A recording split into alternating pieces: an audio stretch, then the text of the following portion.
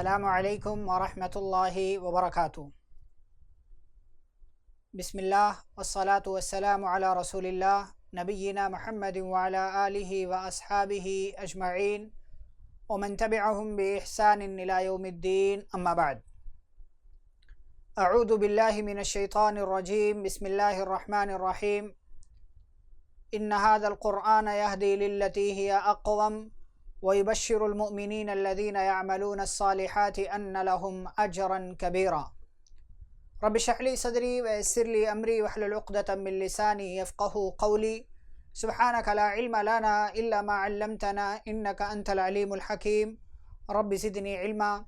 اللهم صل على محمد وعلى آل محمد كما صليت على إبراهيم وعلى آل إبراهيم إنك حميد مجيد، اللهم بارك على محمد وعلى آل محمد كما باركت على إبراهيم وعلى آل إبراهيم إنك حميد مجيد۔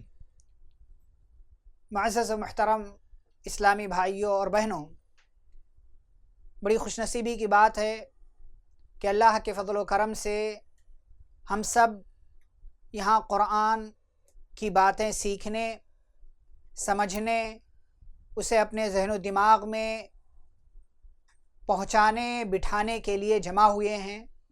اللہ ہم سب کی اس کوشش کو قبول کرے اور ہمیں اخیر تک ساتھ رہنے کی توفیق دے، اور جو کچھ بھی ہم سیکھیں اللہ ہمیں ان باتوں پر عمل کرنے کی توفیق عطا فرمائے۔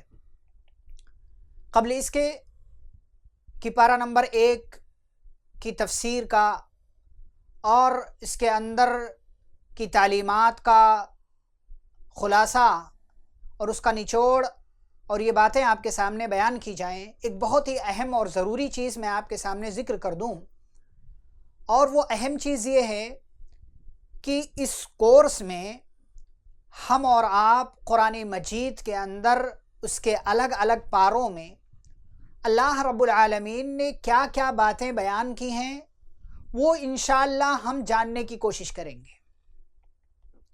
بہت سے لوگوں نے سوال کیا کہ کون سی تفسیر پڑھائی جائے گی یا کس تفسیر کو سامنے رکھ کر باتیں بیان کی جائیں گی، اور اتنے کم وقت میں تفسیر کیسے ممکن ہے؟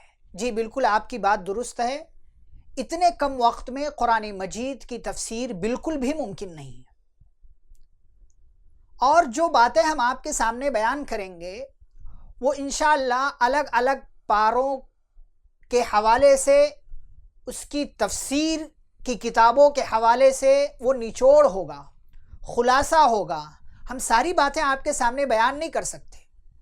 یہ مقصد یہ ہے کہ قرآن کے الگ الگ پاروں کے حوالے سے کیا باتیں وہ آپ کے ذہن و دماغ تک پہنچ جائیں، ورنہ اگر آپ کو قرآن کی تفسیر جاننا ہے، سیکھنا ہے، تو آپ کو کسی عالم کا سہارا لینا پڑے گا۔ کسی عالم کے پاس جائیں، بیٹھیں، وقت دیں، اس کے لیے ایک لمبی مدت درکار ہوتی ہے، کئی سال لگانے پڑتے ہیں، تب جا کر آپ کو قرآن مجید کی مکمل تفسیر معلوم ہو سکے گی۔ یہ ایک کوشش ہے کہ آپ تک قرآن مجید کی تعلیمات اور اس کے پیغامات کو پہنچا دیا جائے، تاکہ کم از کم ہم مسلمانوں کو یہ تو معلوم ہو کہ قرآن مجید کے اندر اللہ رب العالمین ہم سے کیا کہہ رہا ہے اور کن باتوں کا تقاضا کر رہا ہے۔ تو امید ہے کہ آپ کو یہ بات سمجھ میں آ گئی ہوگی کہ ہم کیا بیان کرنے والے ہیں اور الگ الگ پاروں کے حوالے سے ہم کیا سیکھیں گے۔ آئیے چلتے ہیں اپنے اصلی مقصد کی طرف۔ قرآن مجید ہم جانتے ہیں بہت ہی اہم کتاب ہے، ایک مسلمان کی زندگی کی بنیاد ہے۔ ایک مسلمان کے لیے یہ قرآن جو ہے، اس کا پڑھنا، اس کا سمجھنا، اس کی تلاوت کرنا، اس کی باتوں پر عمل کرنا، اس کے حقوق کو ادا کرنا، اس کی باتوں کو دوسروں تک پہنچانا، یہ تمام چیزیں قرآن مجید کے حقوق میں آتے ہیں، جن کا ادا کرنا ایک مسلمان کے لیے ضروری ہے، فرض ہے اور واجب ہے۔ قرآن مجید 114 سورتوں کے درمیان ہے، جس کی سب سے پہلی سورہ سورۃ الفاتحہ ہے اور جس کی سب سے آخری سورہ سورۃ الناس ہے۔ لیکن جب ہم الحمدللہ رب العالمین پڑھنا شروع کرتے ہیں تو اس سے پہلے ہم اعوذ باللہ من الشیطان الرجیم پڑھتے ہیں، پھر بسم اللہ الرحمن الرحیم ہم کہتے ہیں اور اس کے بعد تلاوت شروع کرتے ہیں۔ اعوذ باللہ ہم کیوں کرتے ہیں؟ اللہ نے سورۃ النحل کی آیت نمبر 98 میں کہا فَإِذَا قَرَأْتَ الْقُرْآنَ فَاسْتَعِذْ بِاللَّهِ مِنَ الشَّيْطَانِ الرَّجِيمِ، کہ جب قرآن پڑھنے کا ارادہ کرو تو اللہ کی پناہ طلب کرو شیطان مردود سے۔ کیوں؟ اس لیے کہ قرآن مجید کی تلاوت کرنے جا رہے ہو اور یہ کام شیطان کو پسند نہیں ہے، وہ تمہارے راستے میں روڑے اٹکانے آئے گا، تمہیں وسوسہ دلانے آئے گا، تمہیں بہکانے آئے گا اور تم کو قرآن کی تلاوت سے دور کرنے کی کوشش کرے گا۔ لیکن جب تم قرآن کی تلاوت سے پہلے اعوذ باللہ پڑھ لو گے، یعنی اپنے آپ کو اللہ کی پناہ میں دے دو گے شیطان کے حوالے سے، تو پھر شیطان کی چال تمہارے اوپر کامیاب نہیں ہوگی۔ اچھا، اس کے بعد ہم بسم اللہ الرحمن الرحیم پڑھتے ہیں، یعنی اللہ کے نام سے جو بہت مہربان ہے، نہایت رحم کرنے والا ہے۔ اب ایک سوال یہاں پر آپ یہ کر سکتے ہیں کہ اعوذ باللہ من الشیطان الرجیم پہلے کیوں اور بسم اللہ الرحمن الرحیم بعد میں کیوں؟ اس کا سیدھا سا جواب یہ ہے کہ اگر آپ کو یہ کہا جائے کہ آپ کے ساتھ یہ برائی بھی ہو سکتی ہے اور یہ اچھائی بھی ہو سکتی ہے، یعنی دونوں ہونا ہے، لیکن آپ سب سے پہلے کیا چوز کرو گے؟ ایک اصول ہے، ایک قاعدہ ہے کہ دفع مضرت یہ جلب منفعت پر مقدم ہے۔ نہیں سمجھ میں آیا؟ یعنی آسان الفاظ میں کہ اگر آپ کے سامنے نقصان اور فائدہ دونوں ہو تو پہلے آپ کیا کریں گے؟ پہلے فائدہ لیں گے یا پہلے نقصان کو دور کریں گے؟ ہر ایک عقل مند یہی کہے گا کہ بھائی ہم پہلے نقصان کو ہٹائیں گے اور اس کے بعد فائدہ لیں گے، کیونکہ ہمیں دونوں ہی کرنا ہے۔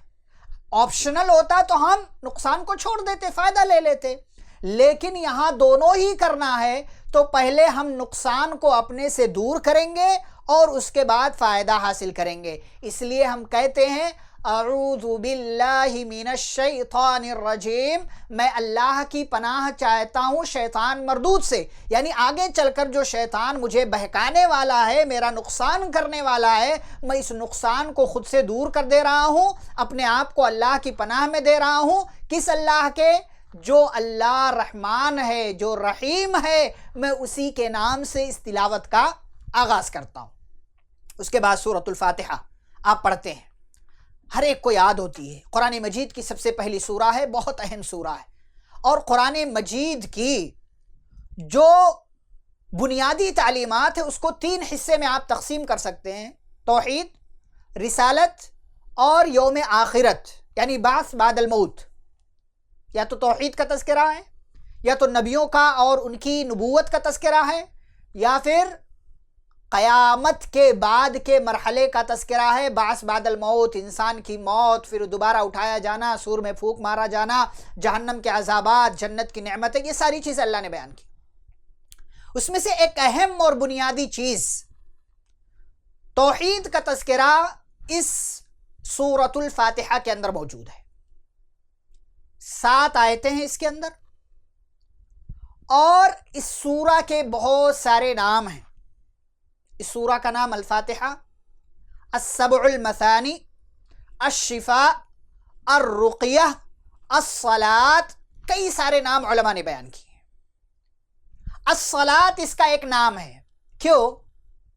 اس لیے کہ پیارے نبی صلی اللہ علیہ وسلم کی حدیث کی روشنی میں ہر مسلمان کے لیے نماز پڑھتے وقت نماز کی ہر رکعت میں سورۃ الفاتحہ پڑھنا ضروری ہے، واجب ہے۔ صحیح بخاری کی حدیث ہے، لا صلاۃ لمن لم یقرأ بفاتحۃ الکتاب، اس شخص کی نماز نہیں جس نے سورۃ الفاتحہ نہیں پڑھی، چاہے وہ امام ہو یا مقتدی ہو، چاہے وہ جہری نماز ہو یا سری، یعنی چاہے وہ فجر پڑھ رہا ہو یا ظہر پڑھ رہا ہو یا عصر یا مغرب یا عشاء، چاہے وہ امام ہو چاہے مقتدی ہو، چاہے وہ جماعت سے پڑھ رہا ہو یا اکیلے پڑھ رہا ہو، چاہے گھر میں پڑھ رہا ہو، مسجد میں پڑھ رہا ہو، چاہے اپنے علاقے میں پڑھ رہا ہو یا سفر کی حالت میں پڑھ رہا ہو، کہیں بھی وہ پڑھ رہا ہو، کوئی بھی نماز پڑھ رہا ہو، ہر نماز کی ہر رکعت میں سورۃ الفاتحہ پڑھنا یہ ضروری ہے، واجب ہے۔ اس شخص کی نماز نہیں ہوتی جو سورۃ الفاتحہ نہیں پڑھتا۔ اس کا نام الصلاۃ۔ اور اللہ رب العالمین نے حدیث قدسی کے اندر بیان کیا، قسمت الصلاۃ بینی و بین عبدی نصفین، میں نے صلاۃ کو اپنے اور اپنے بندے کے درمیان آدھا آدھا تقسیم کر دیا ہے۔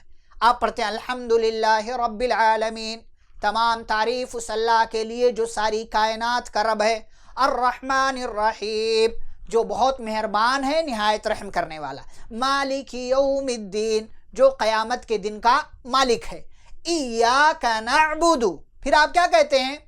اے اللہ ہم تیری ہی عبادت کرتے۔ یہاں پر آ کر 3.5 آیتیں ہو جاتی، یعنی آدھی سورہ ہو جاتی ہے۔ تو اللہ کیا کہتے ہیں؟ آدھا میرا اور آدھا میرے بندے کا، ایاک نعبد تک رب کا ہو گیا، اور پھر وَإِيَّاكَ نَسْتَعِينُ سے بندے کا حصہ شروع ہوتا ہے، بندے کا پارٹ شروع ہوتا ہے۔ کیا کہتے ہیں؟ وَإِيَّاكَ نَسْتَعِينُ، اور اے اللہ ہم تجھ سے ہی مدد مانگتے ہیں۔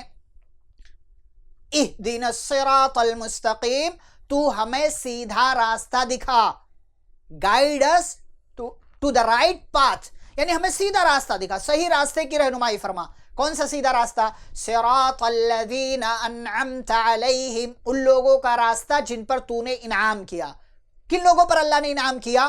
دوسری سورہ کے اندر اللہ رب العالمین نے ذکر کیا، وَمَن يُطِعِ اللَّهَ وَالرَّسُولَ فَأُولَئِكَ مَعَ الَّذِينَ أَنْعَمَ اللَّهُ عَلَيْهِمْ، جو اللہ اور اس کے رسول صلی اللہ علیہ وسلم کی اطاعت کرتا ہے تو وہ ان لوگوں کے ساتھ ہوگا جن پر اللہ نے انعام نازل کیا۔ کن پر انعام نازل کیا؟ من النبیین والصدیقین والشہداء والصالحین، نبیوں، صدیقین، شہداء اور صالحین، یعنی ان لوگوں کے راستے پر اللہ تو ہمیں چلا، غیر المغضوب علیہم ولا الضالین، ان لوگوں کے راستے پر نہیں جن پر تیرا غضب نازل ہوا، اور نہ ہی ان لوگوں کے راستے پر جو گمراہ ہو گئے، یعنی نہ ہی یہودیوں کے راستے پر اور نہ ہی عیسائیوں کے، کرسچن کے راستے پر۔ تو یہ سورۃ الفاتحہ ہے، بڑی عظیم سورہ ہے، اس کا ایک نام سورۃ الشفا ہے، یعنی اللہ پر مکمل یقین اور توکل کرتے ہوئے آپ اس سورہ کو پڑھ کر اپنے اوپر دم کر لیں یا کسی بیمار پر دم کر دیں تو انشاءاللہ اس کی برکت سے اللہ رب العالمین اس مریض کو جس کے لیے پڑھا گیا ہے اس کو شفا دے دے گا۔ بہت اہم سورہ ہے، ہمیں نماز سے ہٹ کر بھی اس سورہ کو پڑھتے رہنا چاہیے، کیونکہ یہ سورہ بہت ہی عظیم ہے اور قرآن مجید کا آغاز اسی سورہ سے ہوتا ہے۔ اس کے بعد چلتے ہیں ہم سورۃ البقرہ کی طرف۔ البقرہ کا مطلب گائے، اور آگے چل کر گائے کا تذکرہ آئے گا، اسی کی مناسبت سے اس سورہ کا نام سورۃ البقرہ ہے۔ اس سورہ کی بھی بڑی فضیلت ہے۔ پیارے نبی صلی اللہ علیہ وسلم نے ایک حدیث کے اندر بیان کیا، لا تجعلوا بیوتکم مقابر، اپنے گھروں کو قبرستان مت بناؤ۔ کیا مطلب؟ یعنی جس طریقے سے قبرستان میں نماز نہیں ہوتی، وہاں نماز پڑھنے کی اجازت نہیں ہے، اور جس طریقے سے وہاں کوئی جا کر قرآن کی تلاوت نہیں کرتا ہے، ایسے ہی اپنے گھروں کو مت بنا لو، بلکہ نماز پڑھا کرو، نفلی نمازیں ادا کیا کرو، خواتین اگر ہیں نمازیں پڑھا کریں، اور گھروں میں قرآن کی تلاوت کرتے رہو۔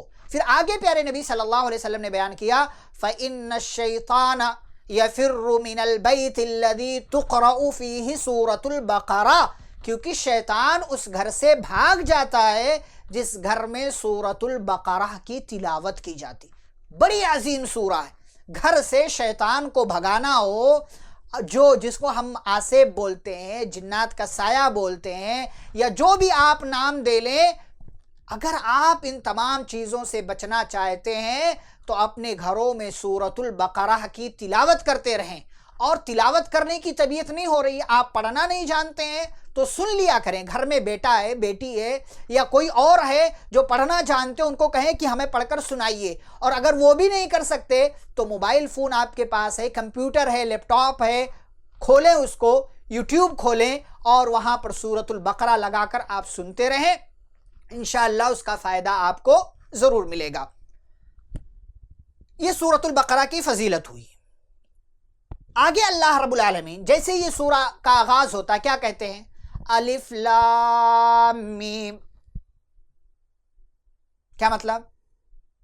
یہ قرآن مجید کی خصوصیات میں سے ہے۔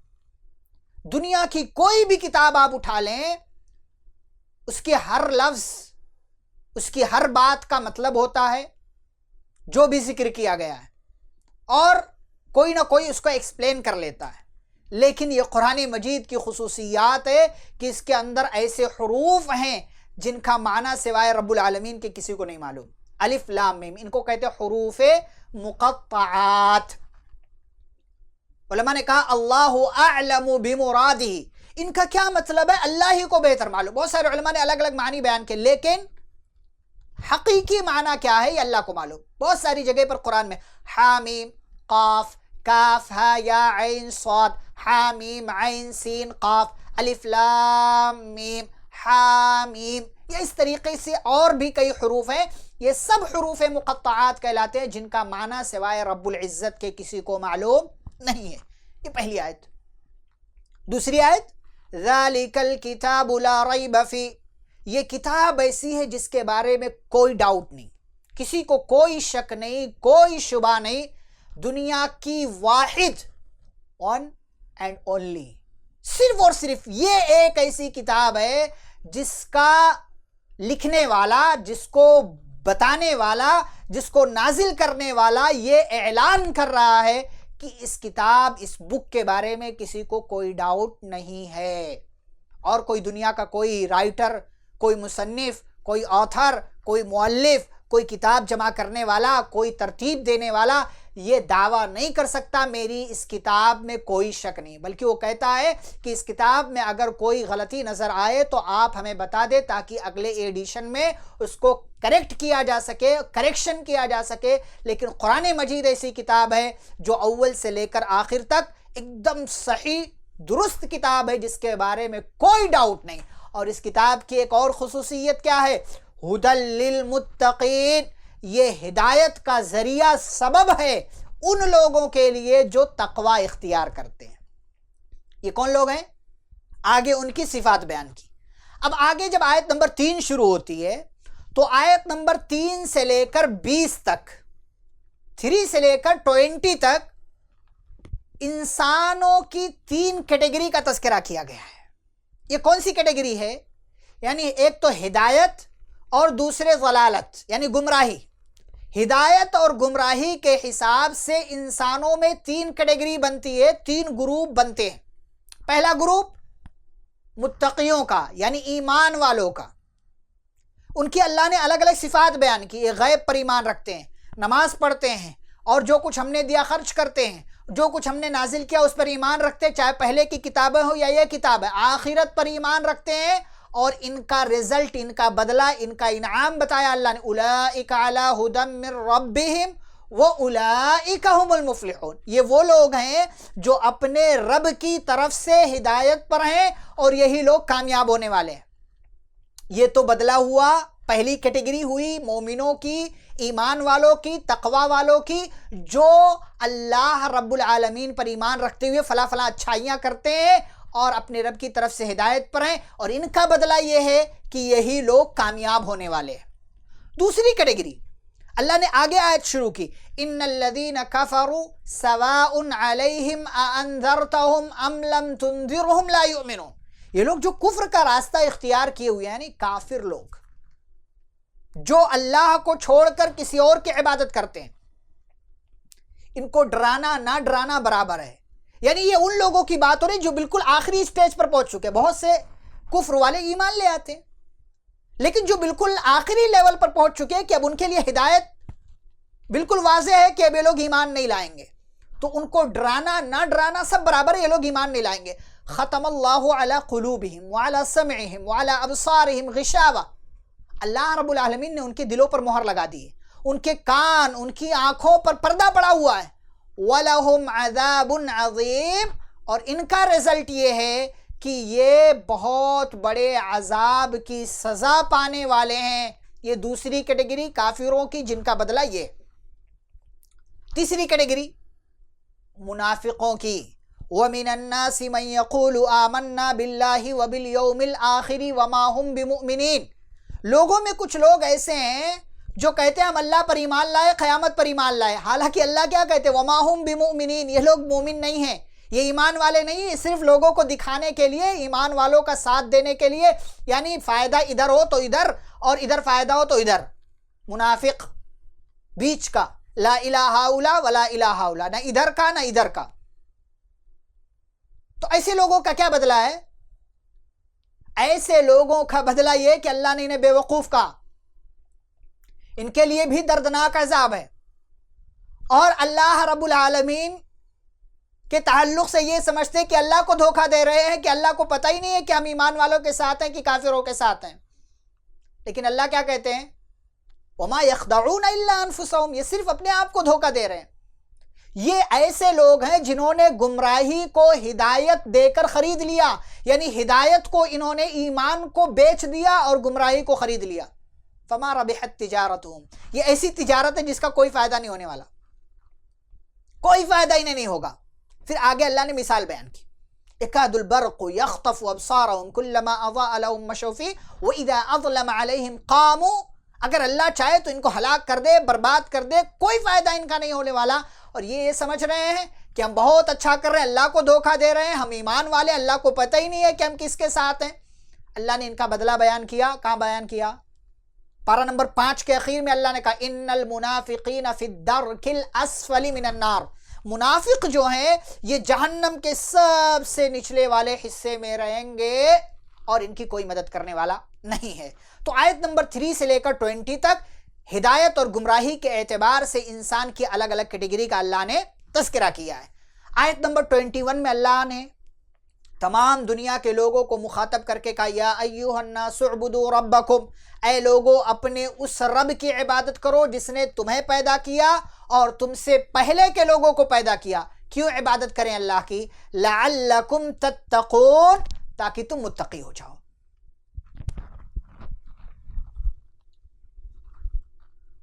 تاکہ تم متقی ہو جاؤ. یہ قرآن مجید کا سب سے پہلا آرڈر جو اللہ نے دیا وہ اپنی عبادت کا. اور کس کو دیا؟ صرف ایمان والوں کو نہیں، پوری کائنات کے انسانوں کو. پتہ یہ چلا کہ اللہ کی عبادت کرنا یہ تمام لوگوں کی ذمہ داری ہے. کوئی اگر اللہ کو چھوڑ کر کسی اور کی عبادت کرتا ہے تو وہ غلط راستے پر جا رہا ہے. اور ہماری زندگی کا مقصد ہی یہی ہے کہ ہم اللہ کی عبادت کریں. اور اللہ نے اسی لیے قرآن کا جو سب سے پہلا آرڈر دیا تمام انسانوں کو مخاطب کر کے کہا اے لوگوں اپنے رب کی عبادت کرو جس نے تمہیں اور تم سے پہلے کے لوگوں کو پیدا کیا ہے. پھر آیت نمبر 23 اور 24 میں اللہ نے قرآن کا چیلنج ذکر کیا. مکہ والے کہتے تھے نا یہ قرآن تو اس بندے نے اپنی طرف سے گڑھ لیا ہے، اپنی طرف سے بنا لیا ہے. اللہ نے کہا وَإِن كُنتُمْ فِي رَيْبٍ مِّمَّا نَزَّلْنَا عَلَىٰ عَبْدِنَا فَأْتُوا بِسُورَةٍ مِّن مِّثْلِهِ. اگر تمہیں شک ہے، ڈاؤٹ ہے اس کتاب کے بارے میں جو ہم نے اپنے بندے پر نازل کیا، فَأْتُوا بِسُورَةٍ مِّن مِّثْلِهِ، تو اس جیسی ایک سورہ پیش کر دو. وَادْعُوا شُهَدَاءَكُم مِّن دُونِ اللَّهِ إِن كُنتُمْ صَادِقِينَ. اور اللہ کو چھوڑ کر جس کو چاہو بلا لو، اگر تم سچے ہو تو لاؤ پیش کر دو. یہ قرآن کا چیلنج. پھر اللہ نے اس چیلنج کا رزلٹ بھی خود ہی بتا دیا. فَإِن لَمْ تَفْعَلُوا، اگر تم نے نہیں کیا، وَلَن تَفْعَلُوا، اور کر بھی نہیں سکتے. پتہ یہ چلا کہ اللہ نے قرآن نے چیلنج تو دے دیا اور ساتھ ہی رزلٹ بھی بتا دیا کہ تم کبھی بھی یہ نہیں کر سکتے. اسی لیے دیکھیں 1400 سال سے زیادہ کا وقت گزر گیا لیکن آج تک کوئی بھی قرآن کی ایک آیت کا جواب نہیں دے سکا، اس جیسی ایک آیت بھی پیش نہیں کر سکا. یہ قرآن کا چیلنج ہے.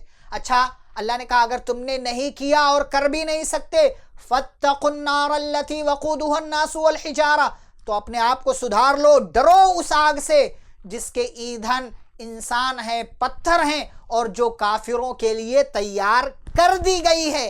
اللہ نے کیا کہا؟ اعدت، جو تیار کر دی گئی ہے. بہت سارے لوگ جنت کا جہنم کا انکار کرتے ہیں، کہتے ہیں جہنم کا کوئی وجود نہیں ہے، جہنم تیار شدہ نہیں ہے. اللہ نے کہا اعدت، تیار کر دی گئی ہے، بنا دی گئی ہے. اس کے بارے میں کسی کو ڈاؤٹ نہیں ہونا چاہیے. اپنے عقیدے کی اصلاح کر لیں کہ آپ کا عقیدہ کیسا ہے.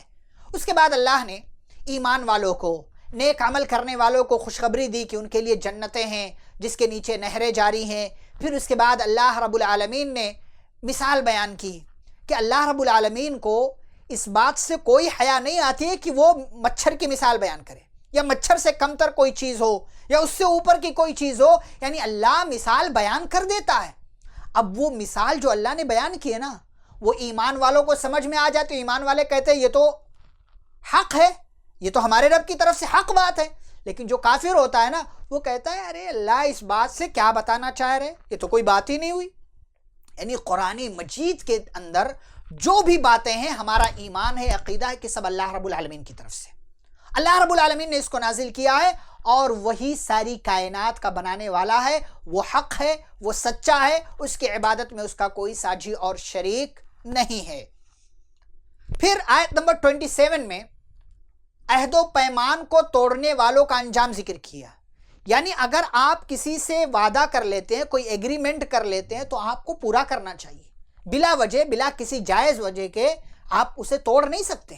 اللہ نے کہا الذین ینقضون عہد اللہ من بعد میثاقہ، جو لوگ ایگریمنٹ کر کے توڑ لیتے ہیں بلا کسی وجہ کے، اور جس کو اللہ نے جوڑنے کا حکم دیا اس کو توڑتے ہیں، یعنی رشتہ داری کو بلا وجہ توڑتے ہیں، اور جو لوگ زمین میں فساد پھیلاتے ہیں، اولئک هم الخاسرون، یہ ایسے لوگ ہیں جن کا خسارہ، گھاٹا اور نقصان ہونے والا. تو کبھی بھی ہمیں نہ عہد و پیمان کو، ایگریمنٹ کو توڑنا چاہیے، نہ رشتہ داری کو ختم کرنا چاہیے، اور نہ ہی زمین میں فتنہ اور فساد پھیلانا چاہیے. پھر اس کے بعد آیت نمبر 33 میں اللہ نے ایک بہت ہی اہم بات بیان کی. هو الذی خلق لکم ما فی الارض جمیعا، وہی وہ اللہ ہے جس نے تمہارے لیے زمین کی ساری چیزیں پیدا کی ہیں. پتہ یہ چلا کہ زمین میں جتنا کچھ ہے نا، یہ اللہ نے ہمارے لیے بنایا ہے. یہ اللہ کا احسان ہے، کرم ہے، اس کا ہمارے اوپر یہ بڑا احسان ہے کہ اس نے زمین کے اندر ہماری ضرورت کی ساری چیزیں بیان کر دی ہیں اور اس کے اندر مہیا کر دی ہیں، بلکہ زمین کو ہمارے لیے رہنے کے حساب سے برابر کر دیا ہے تاکہ اس زمین میں لرزش نہ ہو اور یہ زمین اس کے اندر ہلنا جلنا نہ ہو کہ جس سے انسانوں کا رہنا مشکل ہو جائے. اللہ کا شکر ہے. آیت نمبر 34 سے لے کر 37 میں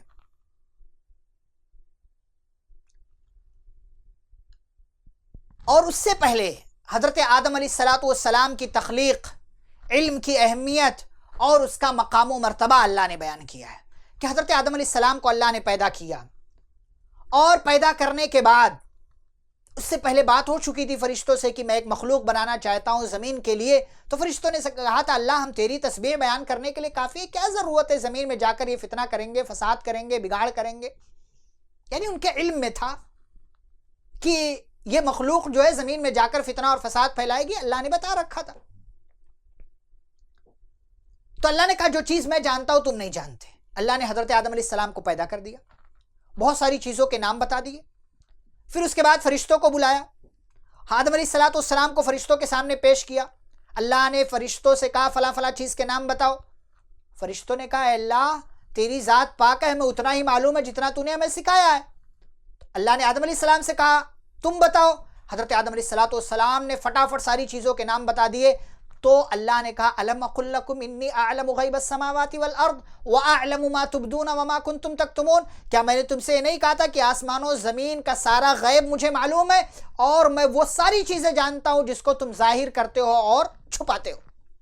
یہ علم کی اہمیت ہے کہ علم کی بنیاد پر اللہ نے آدم علیہ السلام کی تعریف کی اور فرشتوں سے اللہ نے یہ کہا کہ میں نے تمہیں نہیں کہا تھا. یعنی ایک حساب سے آپ اسے ڈانٹ کہہ سکتے ہیں کہ اللہ نے فرشتوں کے سامنے حضرت آدم علیہ السلام کا مقام بلند کیا. کس بنیاد پر؟ اسی علم کی بنیاد پر. پھر اس کے بعد اللہ رب العالمین نے تمام فرشتوں کو حکم دیا کہ آدم کا سجدہ کریں، اور اس حکم میں ابلیس بھی شامل تھا جو فرشتوں کے ساتھ وہاں رہا کرتا تھا جنت میں. وہ فرشتہ نہیں تھا. سورۃ الکہف کی آیت نمبر 50 میں اللہ نے کہا کان من الجن، وہ جناتوں میں سے تھا، وہ فرشتہ نہیں تھا، لیکن اس حکم میں شامل تھا کہ اسے بھی آدم علیہ السلام کا سجدہ کرنا ہے. تمام فرشتوں نے سجدہ کر لیا ابلیس نے سجدہ نہیں کیا. کیوں؟ ابا واستکبر وکان من الکافرین، اس نے انکار کیا، تکبر کیا اور کافروں میں سے ہو گیا.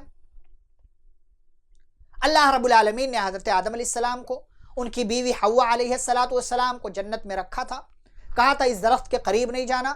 شیطان نے بہکا لیا، دونوں میاں بیوی نے، حضرت آدم اور ان کی بیوی حضرت حوا علیہ السلام نے اس درخت کا پھل کھا لیا جس سے اللہ نے منع کیا تھا.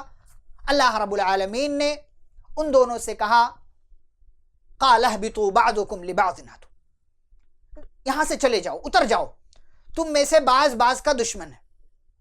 حضرت آدم علیہ السلام کو اپنی غلطی کا احساس ہوا، اللہ رب العالمین سے انہوں نے توبہ کی. ربنا ظلمنا انفسنا وان لم تغفر لنا وترحمنا لنكونن من الخاسرین، اے اللہ ہم نے اپنے اوپر ظلم کیا، اگر تو نے معاف نہیں کیا اور تو نے رحم نہیں کیا تو ہم خسارہ اور نقصان اٹھانے والوں میں سے ہو جائیں گے.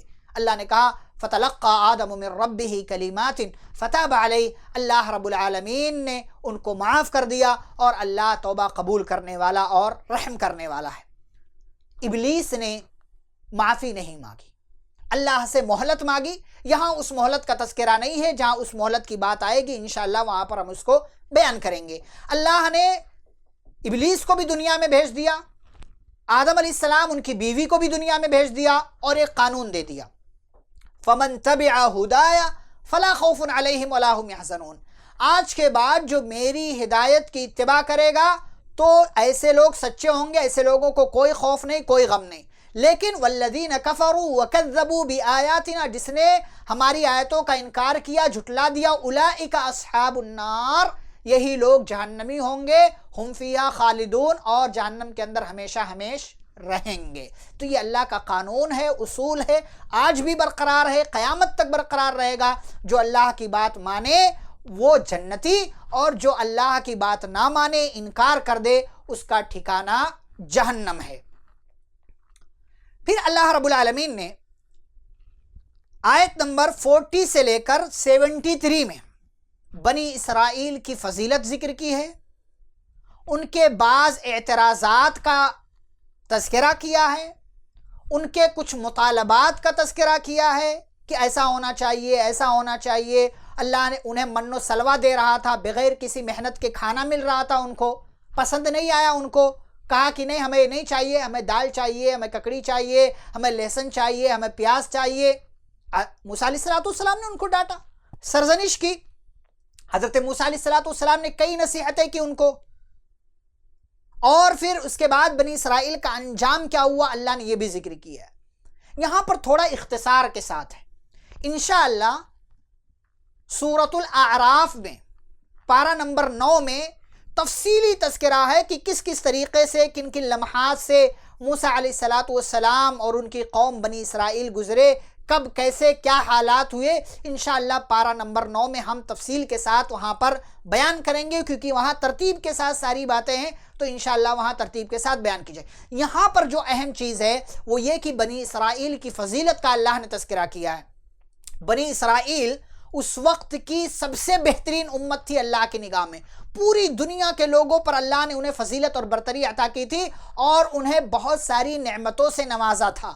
لیکن اللہ کی نعمتوں کی ان لوگوں نے ناشکری کی، موسیٰ علیہ السلام کو پریشان کرتے رہے، الگ الگ طریقے سے سوال کرتے رہے. اللہ رب العالمین نے ان کی سزا کے طور پر انہیں ایک جانور ذبح کرنے کا حکم دیا تھا کہ مسئلے کا حل نکل جائے. لیکن اعتراضات، سوال پر سوال کرتے رہے کہ وہ جانور کیسا ہونا چاہیے، کس رنگ کا ہونا چاہیے، کتنی عمر کا ہونا چاہیے، اور اس کے اندر کون کون سی صفات ہونی چاہیے.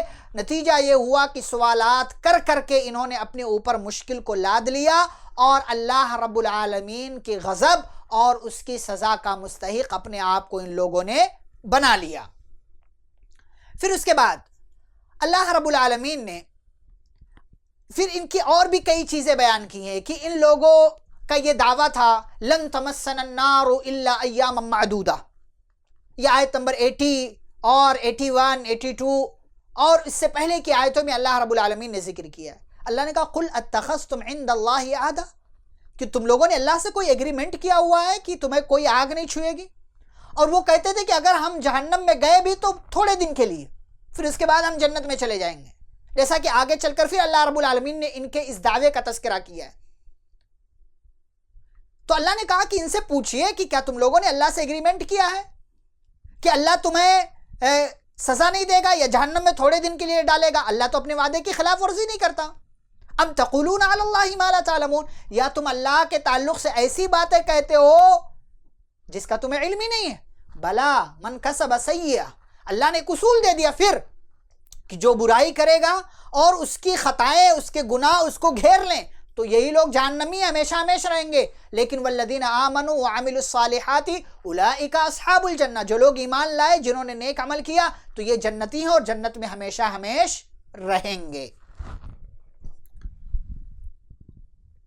پھر اس کے بعد اللہ رب العالمین نے بنی اسرائیل سے اللہ کے کیے ہوئے مختلف عہد و میثاق اور ان کو پورا کرنے کی تلقین. اللہ نے بنی اسرائیل سے ایگریمنٹ لیا تھا کہ تمہیں یہ کام کرنا ہے. اللہ کی عبادت کرو، والدین کے ساتھ حسن سلوک کرو، نماز پڑھو، زکوٰۃ دو. آیت نمبر 83 سے 86 میں اللہ نے بیان کیا ہے کہ تمہیں کسی کو قتل نہیں کرنا ہے، لوگوں سے اچھے سے بات کرنا ہے، کسی کا خون نہیں بہانا ہے، اور کسی کے تعلق سے تمہیں کسی قسم کا کوئی غلط رویہ اختیار نہیں کرنا ہے. یہ ساری چیزیں اللہ رب العالمین نے ان کو ذکر کی تھی، ان کو بتائی تھی، لیکن ان لوگوں نے اللہ رب العالمین کی ان باتوں کا حق ادا نہیں کیا، ان باتوں کو پورا نہیں کیا، اور اللہ رب العالمین سے کیے ہوئے عہد و پیمان کو ان لوگوں نے توڑ دیا. اس ایگریمنٹ کو جیسا پورا کرنا چاہیے تھا ویسا ان لوگوں نے پورا نہیں کیا.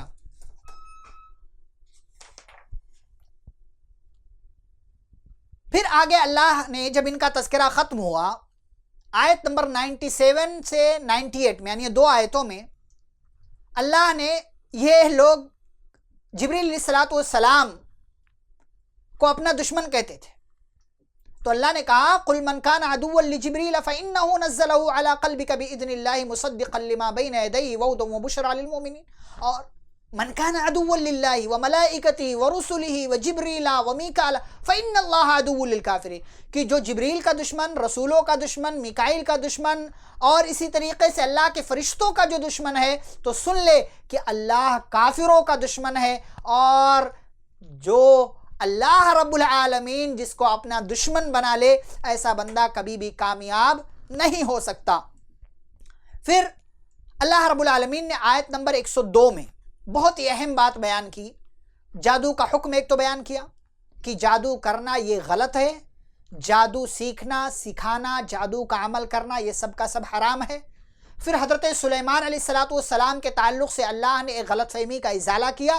بہت سارے لوگ یہ سمجھتے تھے، بلکہ جنات بھی یہ سمجھتے تھے کہ یہ جو ہے یہ جادو کے بل پر انہوں نے تمام چیزوں پر حکومت کی، جانوروں پر، پرندوں پر، ہواؤں پر، جناتوں پر، انسانوں پر، تمام چیزوں پر انہوں نے جادو کے بل پر حکومت کی. اللہ نے کہا وما کفر سلیمان، یعنی جادو کر کے سلیمان علیہ السلام نے کفر نہیں کیا، یعنی انہوں نے جادو ہی نہیں کیا اس لیے کہ جادو کرنا یہ کفر ہے، اور سلیمان علیہ السلام نے اس کفر سے اپنے آپ کو بچایا. پھر جادو کے نقصانات کا اللہ نے تذکرہ کیا کہ کس کس قسم کا نقصان ہوتا ہے. میاں بیوی کے درمیان جدائی ہو جاتی ہے، جو عمل شیطان کو سب سے زیادہ پسند ہے، جیسا کہ صحیح مسلم کے اندر حدیث میں اللہ کے پیارے رسول صلی اللہ علیہ وسلم نے بیان کیا ہے. اور پھر اس کے بعد آیت نمبر 104 میں ایک اور اہم بات نبی کریم صلی اللہ علیہ وسلم کی عزت کے حوالے سے. صحابہ آتے تھے نبی صلی اللہ علیہ وسلم کے پاس، سوال کرتے تھے، اور بھی دیگر دوسرے لوگ آتے تھے جو لوگ مدینہ میں ہوتے تھے، آس پاس میں ہوتے تھے. مدینہ میں یہودی بھی آباد تھے. یہودی آتے تھے، اللہ کے پیارے نبی صلی اللہ علیہ وسلم کی عزت نہیں تھی ان کی نگاہوں میں، سوال کرتے تھے. کبھی کبھار بھیڑ ہوتی تھی تو وہ کہتے تھے راعینا، یعنی عربی کا ایک لفظ ہے راعینا. راعی کا مطلب خیال کرو، راعا یراعی مراعات عربی زبان کا ایک لفظ ہے، اسی سے آتا ہے آرڈر کا، امر کا صیغہ. راعی خیال کرو، نہ ہمارا، یعنی آپ ہمارا خیال کرو، یہ معنی ہوگا. لیکن یہودی اپنی زبان کو ٹویسٹ کر کے کہتے تھے راعینا.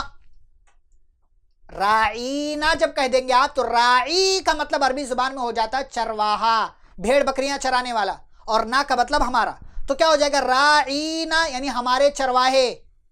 آپ تھوڑی سی زبان کو غلط دشا دے کر آپ دیکھیں کہ عربی زبان میں کہاں سے کہاں معنی پہنچ جاتا ہے۔ راعینا کا مطلب ہمارا خیال کرو، لیکن راعینا کا مطلب ہمارے چرواہے، یعنی اے ہمارے چرواہے۔ آپ دیکھیں کس قدر معنی بدل جاتا ہے۔ لیکن اللہ کی نظر میں پیارے نبی صلی اللہ علیہ وسلم کا کتنا اونچا مقام کہ اللہ نے اس لفظ کے استعمال سے تمام مسلمانوں کو منع کر دیا اور کہا یا ایھا الذین آمنوا لا تقولوا راعنا، اے ایمان والو یہ لفظ استعمال مت کرو، بلکہ کیا کہو انظرنا۔ اس کا مطلب بھی وہی ہوتا، انظرنا ہماری طرف دیکھو، ہمارا خیال کرو، واسمعوا، اور پیارے نبی صلی اللہ علیہ وسلم جب بولے تو تم سنو، وللکافرین عذاب علیم، اور یاد رکھو کافروں کے لیے بہت ہی دردناک عذاب ہے۔ اس کے بعد آیت نمبر 109 میں اللہ رب العالمین نے حسد کرنے کا نقصان اور وبال ذکر کیا ہے۔ یہ جو یہودی لوگ تھے نا، یہ پیارے نبی صلی اللہ علیہ وسلم سے حسد کرتے تھے، جلتے تھے، کڑتے تھے، تو اللہ رب العالمین نے کہا کہ ان کا نقصان تو انہی لوگوں کو ہونے والا ہے، اس سے پیارے نبی صلی اللہ علیہ وسلم کا کوئی نقصان نہیں ہونے والا۔ حسد کرنے والا وہ اپنا نقصان کر رہا ہوتا ہے، وہ دوسروں کا کچھ بھی نہیں بگاڑ سکتا، اس لیے کہ نفع نقصان کا مالک تو اللہ ہے۔ لیکن حسد کر کے آپ کچھ کریں نہ کریں، آپ اپنے دماغ کو خراب کرتے ہیں، آپ کی گناہ کی جو لسٹ ہے اس میں اضافہ ہوتا رہتا ہے، غلطیوں میں شمار کیا جاتا ہے، کاؤنٹ کیا جاتا ہے، اس لیے حسد نہ کریں۔ یہودی یہ صحابہ سے پیارے نبی صلی اللہ علیہ وسلم سے حسد کیا کرتے تھے، اور اس کے بعد اللہ نے نماز پڑھنے، زکوٰۃ دینے کا حکم دیا اور کہا جو کچھ تم آگے خرچ کرو گے وہ تمہیں آگے اللہ رب العالمین کے پاس بہترین صورت میں ملے گا، اور اللہ تمہارے سارے اعمال کو دیکھنے والا ہے۔ پھر اس کے بعد اللہ نے آیت نمبر 111 اور 112 میں یہ کہا، یہودی اور عیسائی کیا کہتے تھے، بڑی ڈھٹائی کے ساتھ یہ دعویٰ کرتے تھے۔ اللہ نے اس بارے میں کئی دعوے ان کے ذکر کیے ہیں۔ ایک دعویٰ تو پہلے گیا، یہ کہتے تھے کہ ہم جہنم میں نہیں جائیں گے، اور اگر گئے تو تھوڑے دن کے لیے، اللہ نے اس کا بھی جواب دیا۔ یہاں ایک اور دعویٰ ان کا ذکر کیا ہے، وہ دعویٰ یہ کرتے تھے کہ یہودی کہتے تھے جنت میں صرف یہودی جائیں گے، عیسائی کہتے تھے جنت میں صرف عیسائی جائیں گے۔ اللہ نے کہا تلک امانیہم، یہ ان کی اپنی خواہشات ہیں، آرزویں ہیں، تمنائیں ہیں، اور صرف تمناؤں سے بات نہیں بنا کرتی۔ اللہ نے کہا قل ہاتوا برہانکم ان کنتم صادقین، ان سے کہو کہ بھائی دلیل لا کر دو اگر تم سچے، یعنی اگر تمہاری بات سچی ہے جنت میں صرف یہودی جائیں، کہاں لکھا ہوا ہے؟ اللہ نے کوئی وعدہ کر رکھا ہے، کوئی ایگریمنٹ لے رکھا ہے، کوئی اصول ہے، کوئی قانون ہے عیسائیوں سے؟ لاؤ دلیل دو، کسی کے پاس دلیل نہیں۔ پھر اللہ نے پھر ایک اصول بیان کیا، من اسلم وجہہ للہ وہو محسن، جو اپنا چہرہ اللہ کی طرف کر لے اور وہ احسان کرنے والا ہو، یعنی اچھائی کے ساتھ زندگی گزارنے والا ہو، تو یہ وہ بندہ ہے جس کا اجر اس کے رب کے پاس ہے، اور ایسے بندے کا کوئی نقصان نہیں ہونے والا، اس کو کوئی خوف نہیں، کوئی غم نہیں۔ پھر ایک اور دعویٰ اللہ نے ذکر کیا آیت نمبر 113 میں، یہودی عیسائیوں کے تعلق سے کہتے تھے کہ بھائی ان کے پاس تو کچھ بھی نہیں ہے، اور عیسائی جو ہے وہ یہودیوں کے تعلق سے کہتے تھے بھائی ان کے پاس کچھ نہیں، لیست الیہود علی شیء لیست النصارى علی شیء وہم یتلون الکتاب، حالانکہ کتابیں دونوں کے پاس، اللہ کی کتاب تورات اور انجیل، کذالک قال الذین لا یعلمون مثل قولہم، اسی طرح کی بات وہ لوگ کہتے ہیں جو ان کی طرح کچھ بھی نہیں جانتے، یعنی یہودیوں کو کچھ پتہ نہیں، عیسائیوں کو کچھ پتہ نہیں، تو بولنے والے بولتے رہتے، لیکن بولنے سے کسی کا نقصان نہیں ہوتا، اور بولنے سے کسی کا مقام بلند نہیں ہو جاتا۔ یہ اللہ رب العالمین نے پھر کیا کہا، فاللہ یحکم بینہم یوم القیامۃ فیما کانوا فیہ یختلفون، یہ جن باتوں میں اختلاف کا شکار ہے نا، اللہ رب العالمین ان کے درمیان فیصلہ کرنے والا ہے۔ پھر آگے چل کر اللہ نے آیت نمبر 114 میں یہ ذکر کیا کہ سب سے بڑا ظالم کون ہے، اس شخص سے بڑا ظالم کون ہو سکتا ہے جو اللہ کی مسجدوں میں اللہ کا نام لینے سے لوگوں کو روکتا ہو اور اس کے اندر فتنہ اور فساد کرتا ہو، خرابیاں کرتا ہو، بگاڑ مسجد میں آ کر پیدا کرتا ہو۔ یہ ایسے لوگ ہیں جن کے لیے دنیا میں بھی رسوائی ہے اور آخرت میں بھی ایسے لوگوں کے لیے بہت بڑا عذاب ہے۔ آج دیکھیں بہت سارے لوگ کسی خاص مسلک کے لوگوں کو اپنی مسجد میں، اپنی بنائی ہوئی مسجد میں جانے سے روکتے ہیں۔ مسجد اللہ کا گھر ہے، آپ کیسے کسی کو روک سکتے ہیں؟ کیسے کسی کو منع کر سکتے ہیں کہ فلاں مسلک والے، فلاں قبیلے والے اور فلاں فلاں لوگ یہ ہمارے یہاں نہیں آ سکتے؟ ایسے لوگوں سے بڑا ظالم کوئی نہیں ہے۔ مسجدیں اللہ کا گھر ہے، یہاں صرف اللہ کی عبادت کا کام انجام دیا جائے گا، یہاں پر کسی کی من مرضیاں نہیں چلیں گی، اور اگر کوئی ایسا کرتا ہے اللہ نے ایسے بندے کو سب سے بڑا ظالم قرار دیا ہے۔ پھر اس کے بعد اللہ نے اپنی کچھ تعریف ذکر کی ہیں، کچھ کلمات اللہ نے اپنے تعلق سے بیان کیے ہیں، اور پھر یہود و نصارہ کی خواہش کا اللہ نے تذکرہ کیا آیت نمبر 120 میں، وَلَن تَرْضَى عَنْكَ الْيَهُودُ وَلَا النَّصَارَى حَتَّى تَتَّبِعَ مِلَّتَهُمْ، کہ آپ سے یہودی کبھی خوش نہیں ہو سکتے، آپ سے عیسائی کبھی خوش نہیں ہو سکتے۔ کب خوش ہوں گے؟ جب آپ ان کی ملت، ان کے دین کو مان لے، تبھی آپ سے خوش ہو سکتے ہیں، اس سے پہلے خوش نہیں ہو سکتے۔ جبکہ ہمیں کیا حکم دیا گیا ہے کہ ہمیں نہ یہودیوں کی اتباع کرنی ہے اور نہ عیسائیوں کی اتباع کرنی ہے، اس لیے کہ یہ دونوں گمراہ لوگ ہیں، اور یہودیوں پر اللہ کا غضب نازل ہوا اور عیسائیوں کو اللہ نے ضالین کہا، یعنی یہ لوگ گمراہ ہیں۔ تو یہود و نصارہ کی یہ خواہش ہے، لیکن مسلمانوں کو اللہ نے تنبیہ کی ہے کہ ان کے چپیٹ میں آنے سے اور ان کے چکر میں آنے سے اپنے آپ کو بچاؤ۔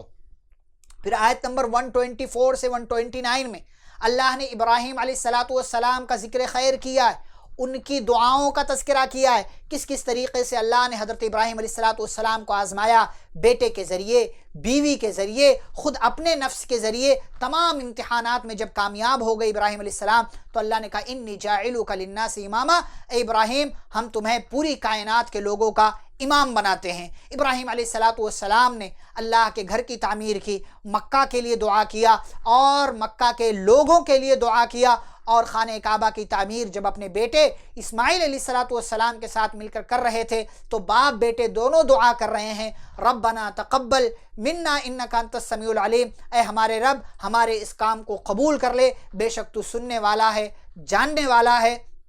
پتہ یہ چلا کہ ہم بھی جب بھی کوئی نیک کام کریں، کوئی نیک عمل کریں تو اس کے قبول ہونے کے اللہ سے دعا کر لیں، ربنا تقبل منا انک انت السمیع العلیم۔ اس کے بعد ان لوگوں نے اور بھی اللہ سے دعائیں کی کہ اللہ ہمیں مسلمان بنا کر رکھنا، وَأَرِنَا مَنَاسِكَنَا، اور اے اللہ جو کچھ یہ یہاں پر ہم کر رہے ہیں تو ہمیں یہ دکھا دینا، اور اللہ اگر ہم سے کوئی غلطی ہو جائے اور ہم توبہ کر لیں تو اللہ ہماری توبہ کو قبول کر لینا، بے شک تو توبہ قبول کرنے والا، رحم کرنے والا ہے۔ پھر انہوں نے پیارے نبی صلی اللہ علیہ وسلم کی بعثت کے، ان کی نبوت کے تعلق سے دعا کیا کہ اللہ ان مکہ کے لوگوں میں اے اللہ تو اپنا رسول بھیجنا جو ان کو تیری آیتیں پڑھ کر سنائے گا، انہیں کتاب کی تعلیم دے گا، انہیں حکمت سکھائے گا، اے اللہ بے شک تو غالب ہے، بے شک تو حکمت والا ہے۔ تو یہ ابراہیم علیہ السلام کی دعاؤں کا تذکرہ کیا ہے، ان کا ذکر خیر اللہ رب العالمین نے کیا ہے۔ پھر اس کے بعد آیت نمبر 132 اور 133 میں حضرت ابراہیم علیہ السلام اور یعقوب علیہ السلام ان دونوں نبیوں نے اپنی اولاد کو کیا نصیحت کی، اس کا تذکرہ اللہ نے کیا ہے۔ کیا نصیحت کی؟ یا بنی ان اللہ اصطفیٰ لکم الدین، اے میرے بیٹو بے شک اللہ نے تمہارے لیے اس دین کو چن لیا ہے، پسند کر لیا ہے، فلا تموتن الا وانتم مسلمون، لہٰذا تم اپنا ایمان چیک کرتے رہنا، جب تمہیں موت آئے تو تم مسلمان رہو۔ پھر آگے چل کر اللہ رب العالمین نے آیت نمبر 135 میں یہ کہا، ایک اور دعویٰ یہودیوں اور عیسائیوں کا ذکر کیا، وَقَالُوا كُونُوا هُودًا أَوْ نَصَارَىٰ تَهْتَدُوا، یہودی کہتے تھے بھیا ہمارے دین میں چلے آؤ ہدایت والے بن جاؤ گے، عیسائی کہتے تھے ہمارے دین میں چلے آؤ ہدایت مل جائے گی تمہیں۔ اللہ نے کہا قل بل ملت ابراہیم حنیفہ، نہیں یہودیوں کے پاس جانے سے ہدایت نہیں ملے گی، عیسائیوں کے پاس جانے سے ہدایت نہیں ملے گی، بلکہ ابراہیم علیہ السلام کے دین کی اتباع کر کے، ان کے دین کو اپنا کر کے تمہیں ہدایت کا راستہ مل سکتا ہے۔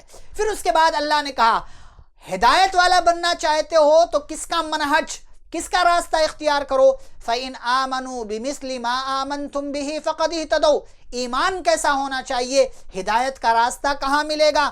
اللہ نے پیارے نبی صلی اللہ علیہ وسلم کے صحابہ کے تعلق سے کہا کہ اگر یہ لوگ اسی طرح ایمان لائے ہیں، کہ اگر یہ لوگ اسی طریقے سے ایمان لے آئیں جیسا کہ اے نبی کے صحابہ تم ایمان لائے ہو، فقد اہتدوا، تو یہ لوگ ہدایت پر آ جائیں گے۔ یعنی یہودیوں کا دین اپنانے سے ہدایت نہیں ملے گی، عیسائیوں کا دین اپنانے سے ہدایت نہیں ملے گی، بلکہ ابراہیم علیہ السلام کے لائے ہوئے دین جس کی آخری کڑی پیارے نبی صلی اللہ علیہ وسلم ہے، ان کے پیارے صحابہ کا جو منہج ہے، جیسا ایمان ان کا تھا ویسا ایمان تم اپنے اندر پیدا کر لو گے تو تمہیں ہدایت مل جائے گی، تم ہدایت والا اپنے آپ کو بنا لو گے۔ اور اس پارے کا آخری پیغام، آخری میسج اللہ نے دیا، بہت ہی اہم بات، آیت نمبر 141 میں، کسی کو برا نہ کہیں۔ تلک امۃ قد خلت لہا ما کسبت، یعنی پہلے کے لوگ آئے چلے گئے، جو انہوں نے کیا اس کا بدلہ انہیں ملے گا، اچھا کیا تو اچھا، برا کیا تو برا۔ وَلَكُمْ مَا كَسَبْتُمْ، جو تم کرو گے اس کا بدلہ تمہیں ملے گا، اچھا یا برا۔ لیکن وَلَا تُسْأَلُونَ عَمَّا كَانُوا يَعْمَلُونَ، تم سے ان کے کاموں کے بارے میں سوال نہیں کیا جائے گا کہ انہوں نے یہ کیا تو کیوں کیا، ایسا کیا تو کیوں کیا۔ تم سے تمہارے کام کے بارے میں، ان سے ان کے عمل کے بارے میں، فلاں سے فلاں کے عمل کے بارے میں پوچھا جائے گا۔ کسی کے بارے میں ہم یہ نہ کہیں کہ فلاں بہت برا ہے، کسی کی ذات پر کیچڑ نہ اچھالیں، کسی کو برا نہ کہیں، خود اچھے بنیں، دوسروں کو اچھا بنانے کی کوشش کریں، اور ہمیشہ اس بات کا خیال رکھیں کہ اللہ کے دیگر بندوں کو گالی دینا، برا بھلا کہنا، یہ ہمارے دین نے، ہماری شریعت نے، ہمارے پیارے پیغمبر صلی اللہ علیہ وسلم نے ہمارے لیے منع قرار دیا ہے۔ تو یہ پارہ نمبر 1 کے تعلق سے بہت ساری باتیں آسان الفاظ میں آپ کے سامنے پیش کی گئیں۔ امید ہے کہ بہت ساری باتیں، بہت سارا علم آپ کے دماغ تک پہنچا ہوگا۔ انشاءاللہ اسی طریقے سے ہم آگے بھی سارے پارے کا خلاصہ اور اس کی آسان تفسیر، اور جہاں تھوڑی بہت تفصیل ضروری ہوگی وہ آپ کے سامنے بیان کریں گے۔ اللہ رب العزت ہم سبھی کو قرآن مجید کی تعلیمات کو پڑھنے، سمجھنے، سیکھنے، عمل کرنے اور دوسروں کو یہ باتیں پہنچانے کی توفیق عطا فرمائے، آمین۔ وصلی اللہ علی النبی الکریم۔ ربنا تقبل منا انک انت السمیع العلیم، سبحانک اللہم وبحمدک، اشہد ان لا الہ الا انت استغفرک واتوب الیک۔ والسلام علیکم ورحمۃ اللہ وبرکاتہ۔